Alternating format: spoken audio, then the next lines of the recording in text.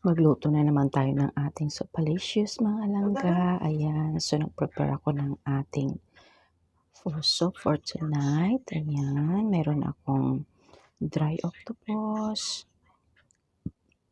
pork, boiled pork na yun mga langga. Pinakuluan ko na yun.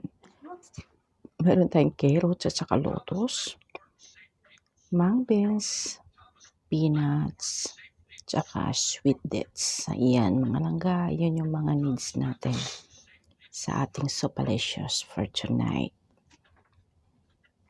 Ayan, papanghugasan lang natin yung mga yan mga langga. So yung lotus at saka yung carrots ay atin lang i-slice. Ayan na siya mga langga. Oh. Slice na siya. So naka-prepare na. Tapos yung aking pork ay blanch na yan mga langga. Hindi ko na rin pinakita. So ayan na yan.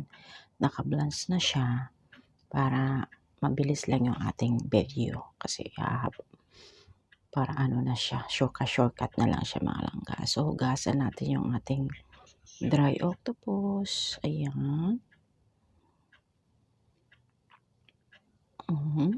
Kahit mga 3 beses mo hugasan yan, okay na siya. Tapos, ilagay na rin natin doon sa kaldero. Pagsabay-sabayin natin siya mga langga. Ayan, ako talaga hinuhugasan ko ng maayos yan. Okay. Tapos naman yung gagawin natin, huhugasan din natin yung ating mga, ilagay na natin siya dyan. Sama na natin sa pork at sa mga veggies. Yan. Tapos hugasan rin natin yung ating mung beans. Yan. Yung red dates at saka itong yung sweet dates at saka itong peanuts natin.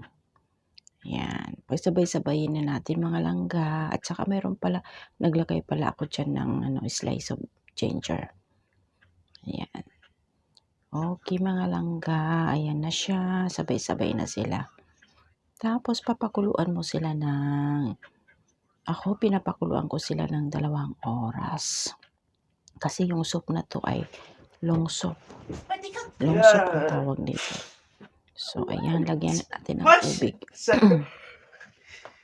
Medyo damihan mo yung tubig dahil papakuluan mo siya para kahit kumulo siya ng kumulo ay hindi siya may matitira pa rin na water, okay? Basta damihan mo lang. Kaya kailangan mong magluto sa mga malalaking lagayan, yung malalaking kaldero para hindi siya matapon pag kumulo na. Ayan na mga langga. Ayan, yung ating supalicious ay naluto na siya. Ganyan ang